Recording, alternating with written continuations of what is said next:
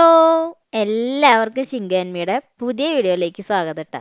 അപ്പോൾ ദേ ഇന്നത്തെ റെസിപ്പി ഉണ്ടല്ലോ, നമ്മുടെ ലഞ്ചിനൊക്കെ അടിപൊളിയായിട്ട് കഴിക്കാൻ പറ്റിയിട്ടുള്ള നല്ലൊരു ബീഫ് ബിരിയാണിയുടെ റെസിപ്പിയാണ് ട്ടാ. അപ്പോൾ ബിരിയാണി മിക്കവർക്കും കഴിക്കാൻ ഇഷ്ടമുള്ള ഒരു വിഭവമാണല്ലേ. അപ്പോൾ കടയിലൊക്കെ നമ്മൾ എപ്പോഴും റെസ്റ്റോറൻറ്റിലൊക്കെ ചെന്ന് കഴിഞ്ഞാൽ ആദ്യം നമ്മൾ ആലോചിക്കുക ബിരിയാണി കഴിക്കാം. അപ്പോൾ ഈ ഒരു ബിരിയാണി എളുപ്പത്തിലും വളരെ ടേസ്റ്റി ആയിട്ട് എങ്ങനെ തയ്യാറാക്കി എടുക്കാൻ നോക്കാട്ടാ. അപ്പോൾ ഇതാണ് ഇന്നത്തെ നമ്മുടെ വീഡിയോ. മാത്രമല്ല ചാനൽ ആദ്യമായിട്ട് കാണുന്നവരാണെങ്കിൽ ഒന്ന് ലൈക്ക് ചെയ്യാനും ഇനി സബ്സ്ക്രൈബ് ചെയ്യാത്തവരുണ്ടെങ്കിൽ ഒന്ന് സബ്സ്ക്രൈബ് ചെയ്യാനും കൂടി മറക്കരുത് കേട്ടോ. അപ്പോൾ നമുക്ക് വീഡിയോയിലേക്ക് കിടക്കാം. ഓക്കെ. അപ്പോൾ അതേ ആദ്യം നമുക്കൊന്ന് വേവിച്ചെടുക്കണം ചോറ്. അപ്പോൾ അതിനായിട്ട് ഒരു പാത്രത്തിൽ വെള്ളം ഒഴിച്ചിട്ട് അതിലേക്ക് സ്പൈസസ് ഇട്ട് കൊടുത്തിട്ടുണ്ട്. പിന്നെ അതേ കുറച്ച് മല്ലിയിലയും കൂടിയും ചേർത്ത് കൊടുക്കുന്നുണ്ട്. അപ്പോൾ നമ്മളിവിടെ കൈമ റൈസ് 1.5 കപ്പാണ് എടുത്തിട്ടുള്ളത്. അതൊന്ന് വെള്ളത്തിൽ ഒരു 20 മിനിറ്റ് കുതിർക്കാനും വെച്ചിട്ടുണ്ട്. ഇനി ഇതിലേക്ക് ഇതേ കുറച്ച് നെയ്യും പിന്നെ കുറച്ച് ഓയിൽ, അതായത് സൺഫ്ലവർ ഓയിൽ ഒന്ന് ചേർത്ത് കൊടുക്കുന്നുണ്ട്. ഇതെന്തിനാണെന്ന് വെച്ചിട്ടുണ്ടെങ്കിൽ അരി ഒന്ന് ഒട്ടിപ്പിടിക്കാണ്ടിരിക്കാനാണ് കേട്ടോ. എന്നിട്ട് ഇതൊന്ന് ജസ്റ്റ് ഒന്ന് തിള വരുമ്പോൾ അതിലേക്ക് ഉപ്പ് ചേർത്ത് കൊടുക്കുന്നുണ്ട്. അപ്പോൾ ഞാനിവിടെ ഒരു 2 ടേബിൾ സ്പൂണോളം ഉപ്പ് ചേർത്തിട്ടുണ്ട്. പിന്നെ കുതിർത്ത് വെച്ചിട്ടുള്ള കൈമ റൈസ് ഇതിലേക്ക് ഒന്ന് ഇട്ട് കൊടുക്കുകയാണ് ചെയ്യുന്നത്. എന്നിട്ട് ഇതിനെ നമ്മളുണ്ടല്ലോ ഒരു 80% ഇതിനൊന്ന് വേവിച്ചെടുക്കണം. അതായത് ഇത് വളരെ നന്നായിട്ടൊന്നും വേവണ്ട, കാരണം നമുക്കിതൊന്ന് ദം ചെയ്ത് വെക്കാനാണ്. അപ്പോൾ ഈ ഒരു പരുവത്തിൽ ഒരു അത്യാവശ്യം ഒരു ചെറിയൊരു കടിക്കുക എന്ന് പറയില്ലേ, അങ്ങനെ ഉണ്ടെങ്കിൽ ഒരു സമയത്ത് നമ്മൾ ഇതൊന്ന് എടുത്ത് മാറ്റി വയ്ക്കാം. പിന്നെ ദമ്മ് ഇട്ട് കഴിയുമ്പോൾ അത് കറക്റ്റായിട്ട് നമുക്ക് പാകത്തിന് കിട്ടും. ഇനി ഇതിലേക്ക് ആവശ്യമായിട്ടുള്ള കുറച്ച് ഇൻഗ്രീഡിയൻസ് ഞാനിവിടെ ഒന്ന് എടുത്ത് വെച്ചിട്ടുണ്ട്. അപ്പോൾ ഒരു 3 സവാള എടുത്തിട്ടുണ്ട്. പിന്നെ ഇഞ്ചിയും അതുപോലെ തന്നെ പച്ചമുളക്, പിന്നെ വെളുത്തുള്ളി ഒരു 10-15 അല്ലി എടുത്തിട്ടുണ്ട്. പിന്നെ ഇതിലേക്ക് 2 തക്കാളി. ഇനി ഈ ഇഞ്ചിയും വെളുത്തുള്ളിയും പച്ചമുളകൊക്കെ നമുക്കൊന്ന് ചതച്ചെടുക്കണം. അതുപോലെ തന്നെ സവാളയും തക്കാളിയൊക്കെ ഇതേപോലെ വളരെ നൈസായിട്ട് ഒന്ന് അരിഞ്ഞ് മാറ്റി വെച്ചിട്ടുണ്ട് കേട്ടോ. ഇനി ഇതിലേക്ക് നമ്മൾ ബീഫ് എടുത്തിട്ടുണ്ട്. അപ്പം ഞാനിവിടെ ഒരു 1/4 കിലോ ബീഫാണ് ഇതിലേക്ക് ഈ ഒരു ബീഫ് ബിരിയാണി ഉണ്ടാക്കാനായിട്ട് എടുത്തിട്ടുള്ളത് കേട്ടോ. അപ്പോൾ ഈ ഒരു ബീഫ് നമുക്ക് വളരെ ചെറുതാക്കിയിട്ടല്ല, അത്യാവശ്യം നല്ല വലുപ്പത്തിലാണ് നമ്മൾ അരിഞ്ഞെടുക്കേണ്ടത്. കാരണം ബിരിയാണിയിലൊക്കെ എപ്പോഴും ബീഫൊക്കെ അത്യാവശ്യം നല്ല ഇതേപോലെ വലിയൊരു കഷ്ണങ്ങളാക്കി ഇടുമ്പോഴാണ് അതിനൊരു ഭംഗി ഉണ്ടാവുക. വളരെ ചെറുതാക്കി കഴിഞ്ഞാൽ അത്രയ്ക്ക് അങ്ങോട്ട് ഒരു ഇത് കിട്ടില്ല.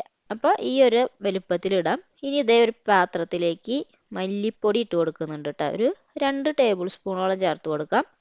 പിന്നെ ഇതിലേക്ക് കുറച്ച് മഞ്ഞൾപ്പൊടി ചേർത്ത് കൊടുക്കുന്നുണ്ട്. അതൊരു 1/4 ടീസ്പൂണോളം മതി. പിന്നെ മുളക് പൊടി അതൊരു 1.5 ടേബിൾ സ്പൂണോളം ചേർത്തിട്ട് ഈ ഒരു മല്ലിയും മുളകും മഞ്ഞളൊക്കെ നമ്മളൊന്ന് മൂപ്പിച്ചെടുക്കണം. അപ്പോൾ അതൊരു ലോ ഫ്ലെയിമിൽ ഇട്ടിട്ട് വേണം ചെയ്യാനായിട്ട്, ഒരിക്കലും കരിഞ്ഞു പോകരുത്. അങ്ങനെ ഇത് നന്നായിട്ട് തന്നെ മൂത്ത് കറക്റ്റ് പാകമായിട്ട് വരുമ്പോൾ നമുക്ക് ഇതിൻ്റെ ഫ്ലെയിം ഓഫ് ചെയ്തിട്ട് ഇതിനൊന്ന് മാറ്റി വയ്ക്കാം. ഇനി ബീഫ് ഞാൻ നല്ലതായിട്ട് ക്ലീൻ ആക്കി എടുത്തിട്ടുണ്ട്. അതിലേക്ക് ആദ്യം തന്നെ കുറച്ച് മഞ്ഞൾപ്പൊടി ചേർത്ത് കൊടുക്കുന്നുണ്ട്. പിന്നെ ഇതിലേക്ക് ആവശ്യത്തിനുള്ള ഉപ്പ് ചേർത്ത് കൊടുക്കാം. പിന്നെ നമ്മൾ നേരത്തെ മൂപ്പിച്ചെടുത്തിട്ടുള്ള മല്ലി മുളകൊക്കെ ഇതിലേക്ക് ഒന്ന് ഇട്ട് കൊടുക്കുന്നുണ്ട്. അതുപോലെ തന്നെ ഗരം മസാല ചേർത്ത് കൊടുക്കാം.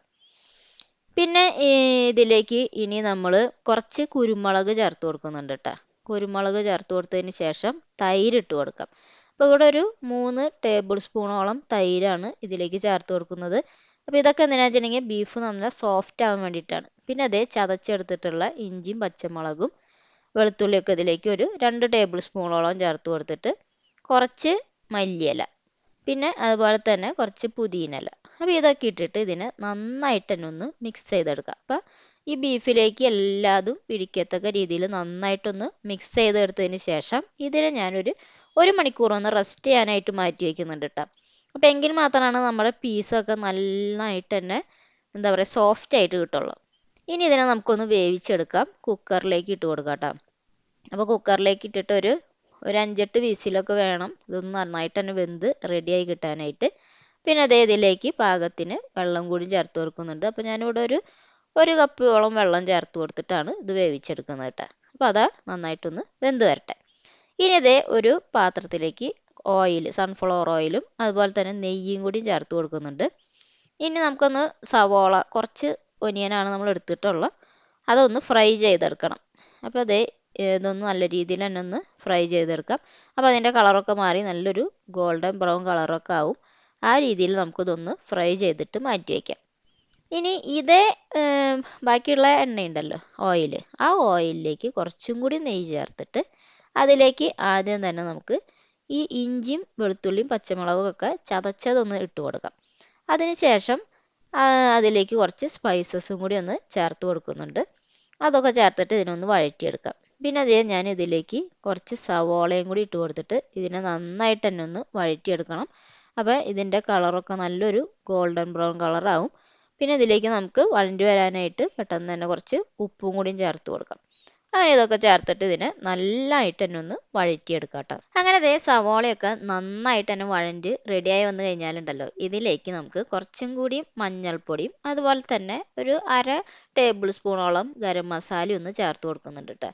അങ്ങനെ ഇതൊന്ന് ചേർത്തിട്ട് ഒന്ന് ജസ്റ്റ് ഒന്ന് മിക്സ് ചെയ്തതിന് ശേഷം ഇതിലേക്ക് ഉണ്ടല്ലോ നമ്മൾ നേരത്തെ അരിഞ്ഞു വെച്ചിട്ടുള്ള തക്കാളി അത് ഫുള്ളായിട്ട് തന്നെ ഇതിലേക്ക് ഒന്ന് ഇട്ട് കൊടുക്കുന്നുണ്ട്. അങ്ങനെ ഈ തക്കാളി ഇട്ടിട്ട് ഒന്ന് മിക്സ് ചെയ്തിട്ട് ഇതിനെ നമുക്കൊന്ന് അടച്ചു വെച്ചിട്ടൊന്ന് ലോ ഫ്ലെയിമിൽ വേവിച്ചെടുക്കാം. അപ്പോൾ ആ തക്കാളിയിലുള്ള വെള്ളമൊക്കെ ഇറങ്ങിയിട്ട് അത് നല്ലൊരു കറക്റ്റ് പാകമായിട്ട് തന്നെ നമുക്ക് കിട്ടും കേട്ടോ.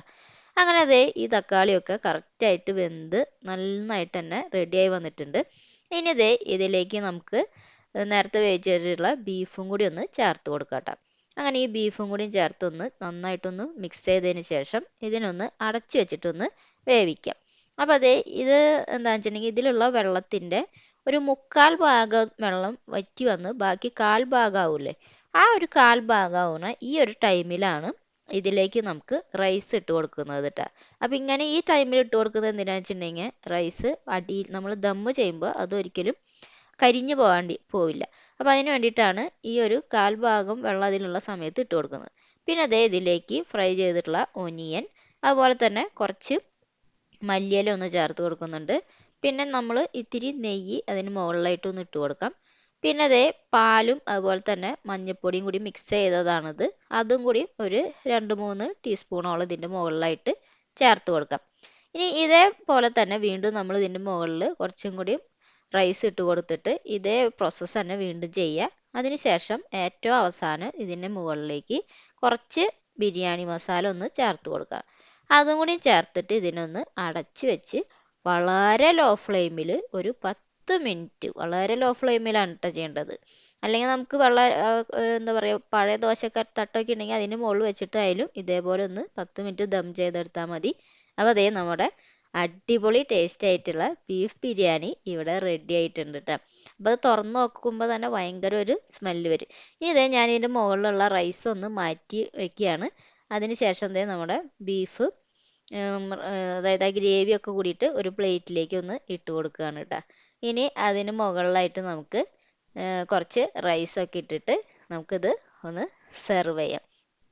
അപ്പോൾ അതേ നമ്മൾ ഇതേപോലെയാണ് നോക്കില്ല ഹോട്ടലിൽ നിന്നൊക്കെ ഇങ്ങനെ അവർ സെർവ് ചെയ്ത് കിട്ടില്ലേ, അതേ രീതിയിൽ നമുക്ക് ഇതേപോലെ സെർവ് ചെയ്യാം. അപ്പോൾ എല്ലാവർക്കും ഇഷ്ടപ്പെടുന്ന ഒരു റെസിപ്പിയും കൂടിയാണ്. അപ്പോൾ നമ്മുടെ ഈ ക്രിസ്മസ് ഒക്കെ ഒന്ന് വരുന്ന ഒരു ടൈമാണ്. ബീഫ് ബിരിയാണിയൊക്കെ ഒന്ന് വീട്ടിൽ തയ്യാറാക്കി എടുക്കുകയാണെങ്കിൽ അടിപൊളിയായിട്ടുള്ള ഒരു ലഞ്ചുമായി, മാത്രമല്ല എല്ലാവർക്കും ഇഷ്ടപ്പെടുന്ന ഒരു വിഭവം കൂടിയാണ്. അപ്പോൾ എല്ലാവരും മസ്റ്റായിട്ടും ട്രൈ ചെയ്ത് നോക്കണം. മാത്രമല്ല നമ്മുടെ റൈസ് ഒന്നും ഒട്ടിപ്പിടിക്കാൻ ഒന്നും ഉണ്ടായിട്ടില്ല, കറക്റ്റ് പാകമായിട്ട് നമുക്ക് കിട്ടിയിട്ടുണ്ട്. അപ്പോൾ ട്രൈ ചെയ്യുക. അപ്പോൾ നമുക്ക് അടുത്ത വീഡിയോ ആയിട്ട് വീണ്ടും കാണാം. Okay, bye.